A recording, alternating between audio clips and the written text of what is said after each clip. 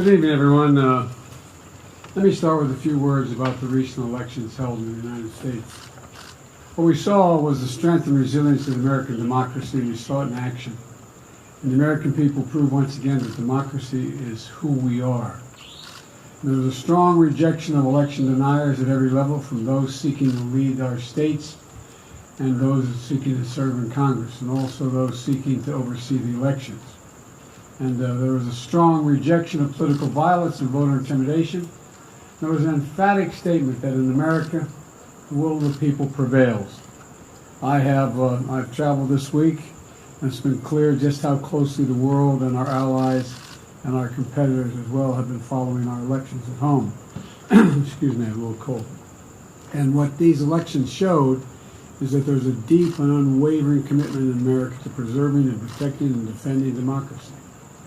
Now, let me speak briefly about our agenda over the past few days in Egypt and in Cambodia and here in Indonesia. In this moment of great global challenges, from global inflation to the climate crisis to Russia's brutal war against Ukraine, we're bringing together the broadest possible coalition of partners to deliver results. At COP27 in Egypt, I made it clear that thanks to the bold agenda of our administration, we've pursued from day one to tackle the climate crisis and advance energy and security at home and around the world. The United States will meet our emissions targets under the Paris Agreement. And we're going to keep working with our partners to support the most vulnerable countries in building resilience to climate impacts and to align global ambition with the 1.5 degrees Celsius goal while supercharging our clean energy transition. At the U.S.-ASEAN Summit, in the East Asia Summit, I laid out a commitment to working with our partners in the Indo-Pacific to ensure a future that's vital to this region, that's free and open and prosperous as well as secure. And I met with our allies from Australia, Japan, and the Republic of Korea, underscoring our commitment and deepening our engagement with our closest partners and strengthening cooperation among our allies to meet shared threats to our own security and to their security, including the DPRK. And let me meet, I just met in person with Xi Jinping of the People's Republic of China. We had, we had an open and candid conversation about our intentions and our priorities. It was clear, he was clear and I was clear, that we'll defend American interests and values, promote universal human rights, and stand up for the international order and work in lockstep with our allies and partners. We're going to compete vigorously, but I'm not looking for conflict. I'm looking to manage this competition responsibly. And I want to make sure that every country abides by the international rules of the road. And we discussed that. Our One China policy has not changed. We oppose unilateral change in the status quo by either side, and we're committed to maintaining the peace and stability in the Taiwan Straits. It was also clear that China and the United States should be able to work together where we can to solve global challenges that require every nation to do its part. We discussed Russia's aggression against Ukraine, reaffirmed our shared belief in the threat where the use of nuclear weapons is totally unacceptable, and I asked that Secretary Blinken travel to China to follow up on our discussions and continue keeping the lines of communication open between our two countries. Looking ahead at the G20 meetings tomorrow, we're going to be taking on the very issues that matter to the people's lives, not only here, but also our allies and our partners. That means tackling the suffering that Russian aggression has unleashed, not just in Ukrainian people, but the people around the world, particularly food insecurity, and strengthening the fundamentals of our global economy for everyone. Support for debt relief, reforms for multilateral development banks, investments to bolster global health security, and to make sure the world is better prepared for the next pandemic. The G20 has been an important forum for the world's largest economies to work together for the good of people everywhere. And I'm looking forward to our meetings tomorrow. Now let me close with this. On my first trip overseas last year, I said that America was back. Back at home, back at the table, and back to leading the world. In the year and a half that's followed, we've shown exactly what that means. America is keeping its commitments. America is investing in our strength at home. America is working alongside our allies and partners to deliver real, meaningful progress around the world. And at this critical moment, no nation is better positioned to help build the future we want than the United States of America.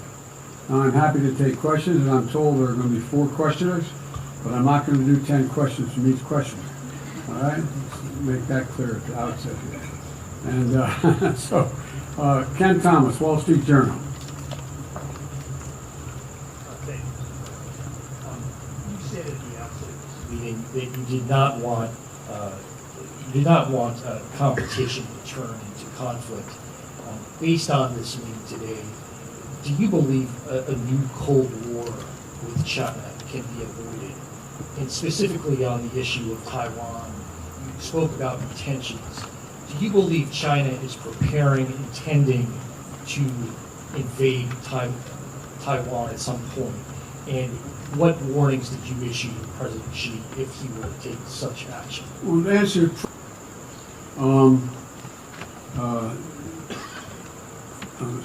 Sung Kim, Associated Press. Mr. President, you met with President Xi, and you met with him face-to-face after he had unquestionably consolidated his power at home. So now that you've met with him face-to-face, how do you assess his sort of posture towards the United States now? And did you find him personally to be more confrontational or more conciliatory and willing to compromise? Neither and yes. Yes, I didn't find him more confrontational and more conciliatory. I found him the way he's always been, direct and straightforward.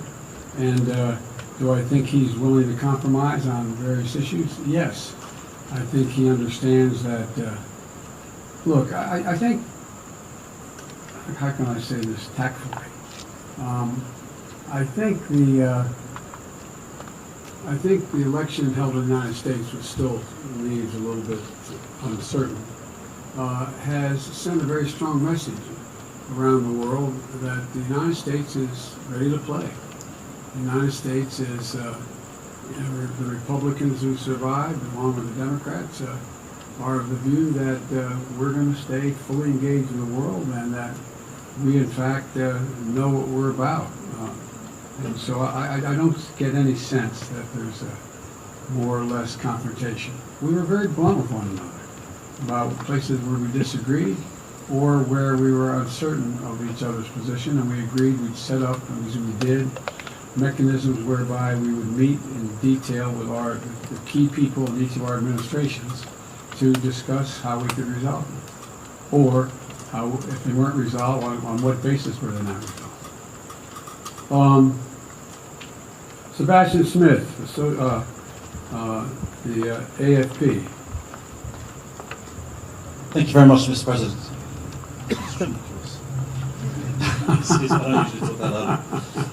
Does the retaking of Kherson in Ukraine signal a turning point in the war, in your opinion? That the Ukrainians could realistically pursue their ultimate goal of expelling the Russians completely, including retaking Crimea? If so, does the US intend to support and facilitate that goal, as we've been doing so far with their other goals? Or would you perhaps see Kherson as a different kind of inflection point, basically a good time to start negotiating now that they've got some more strength than they had a few weeks ago? First of all, it was a significant victory for Ukraine. Significant victory. And I can do nothing but applaud the courage, determination, and capacity of the Ukrainian people, the Ukrainian military. I mean, they have really been amazing. And I think it's hard to tell at this point exactly what it means in terms of, but I've been very clear that we're going to continue to provide the capability for the Ukrainian people to defend themselves, and we are not going to engage in any negotiation.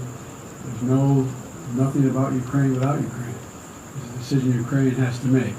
I think you're going to see things slow down a bit because of the winter months and the inability to move as easily around the country. But I think it remains to be seen exactly what the outcome will be, except that I'm confident that Russia will not occupy or defend Ukraine as they intended from the beginning.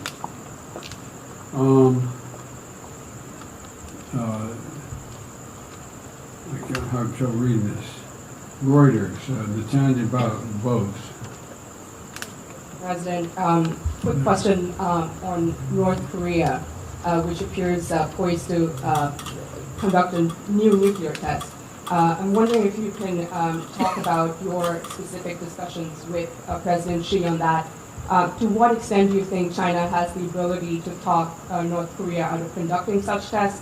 And what are the repercussions for U.S.-Chinese relations if a test goes forward?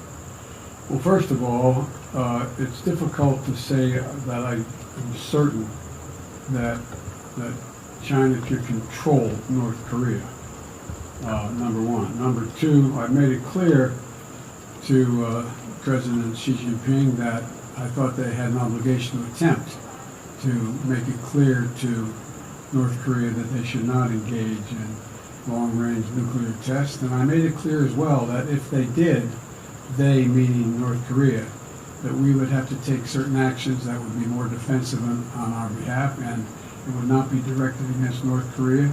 It would not be directed against China, but it would be to send a clear message to North Korea. We are going to defend our allies as well as American soil and American capacity. And so, I do not think that it's difficult to determine whether or not China has the capacity. I'm confident China is not looking for North Korea to engage in further escalatory means, because I made it clear, and I made it clear from the very beginning and last year as well, that we will do what it needs to defend our capacity, to defend ourselves and our allies, South Korea as well as Japan, and that we'd be more up in the face of China, but it wouldn't be because of China, it would be because of what was going on in North Korea. So, again, on a number of these issues, we have put together teams where our National Security Advisor, Secretary of Defense, and others are going to be engaging with their counterparts in China to see, and we're not going to be able to work everything out. I'm not suggesting this is kumbaya, everybody is going to go away with everything in agreement. But I do not believe there's a need for concern of as one of you raised the legitimate question, the new Cold War. And I think that, I'll conclude by saying it this way. I want to be clear, and be clear with all leaders, but particularly with Xi Jinping, that I mean what I say and I say what I mean. So there's no misunderstanding. That's the biggest concern I have, is a misunderstanding about intentions or actions on each of our parts. So we went into, I'm looking at my team, how long did that meeting last? 3.5 hours. So we covered an awful lot of territory. And I must say that he was as straightforward as he has been with me in the past. And I think that we understand one another, which is the most important thing that can be done. I guess all of you are going swimming from here, it's not far. Mr. President, what should Americans expect from Congress as it relates to abortion rights after midterms? I don't think they can expect much of anything other than we're going to maintain our positions. I'm not going to get into more questions. I shouldn't even answer your question. No, I don't think. I don't think there's enough votes to codify unless something happens unusual in the House. I think we're going to get very close in the House, but I think it's going to be very close, but I think we're going to make it.